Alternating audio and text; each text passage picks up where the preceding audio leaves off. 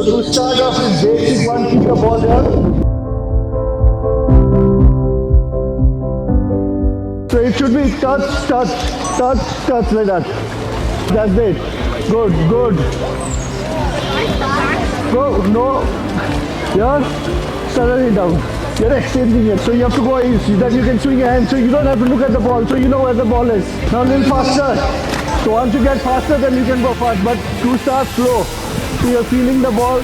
You're doing your balance, also helping your legs to build more muscles. Once you start getting the feel, good. So you have to go easy, that you can swing your hand. So you don't have to look at the ball. So you know where the ball is. The more better you get, you know where the ball is. But to start, do slowly. Slowly. So you're getting a balance and the muscles as well.